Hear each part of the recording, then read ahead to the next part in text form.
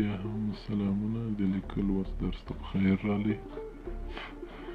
نن د موږ تاسې لومړی درس ده، نو بسم الله الرحمن الرحیم شروع کوو. اول دی الفبا له تورو څخه. د پښتو الفبا تورې شپږ څلوېښت تورې دي. په هغو کې اولنی توری چې ده هغه هم الف ده. الف په دې رقم سره لیکو، مستقیم خط الف. الف بعد الف ده، الف یعنی مد لرونکی الف. له الف بعد ب په دې طریقه سره ب یو ټکی لري لاندې. له ب بعد موږ تاسې لرو ت. ت دوه ټکي لري په سر باندې. له ت بعد موږ تاسې لرو ت. ت دوه ټکي لري پورته یا په سر باندې. له ت بعد موږ تاسې لرو پ. پ پښتو پ، دې ته پښتو پ ویل کېږي. له پښتو پ موږ تاسې بعد لرو س. له س بعد موږ تاسې بیا لرو جیم. په دغه رقم سره جیم. جیم یو ټکی لري په مابینځ کې. له جیمه بعد ح. ح هم جیم ته ورته خو کوم ټکی نه لري. له ح بعد خ. خ هم جیم ته ورته خو کوم ټکی لري بلکې سر باندې. بیا هم له خ بعد موږ تاسې لرو چ. چ هم جیم ته ورته درې ټکي لري مابین. له چ بعد موږ تاسې لرو ځ. ځ هم درې ټکي لري، نه وبښئ، ځ هم همزه لري په سر باندې. له ځ بعد موږ تاسې لرو څ.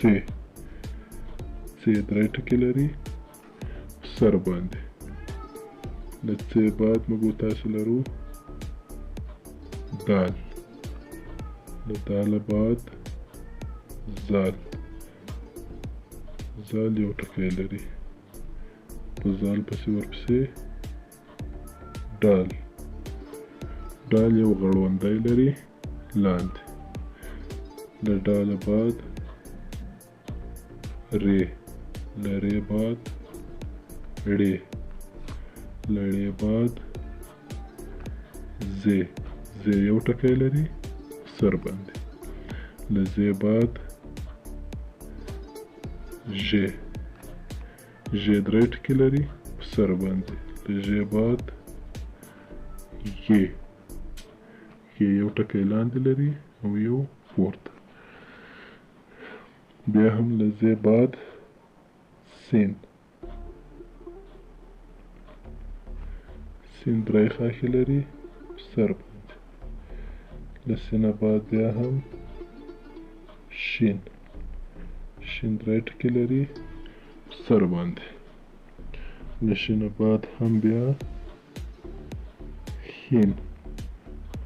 ښین یو ټکی لاندې لري یو پورته. له شینه بعد بیا صاد. له صاد بعد بیا ضاد.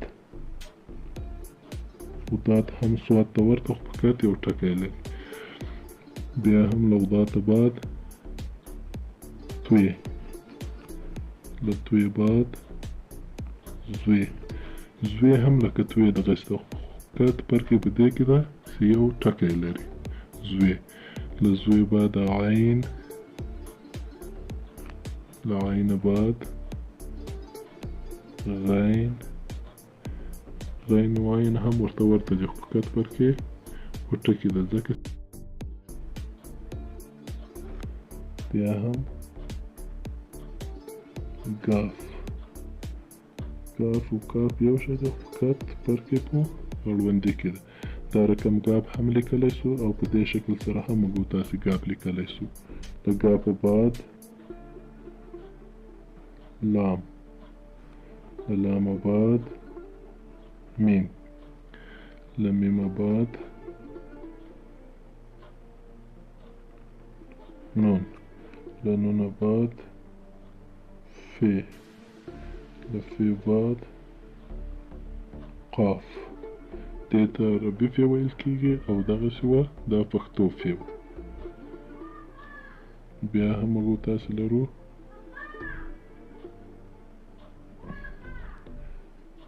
واو، له واو بعد بیا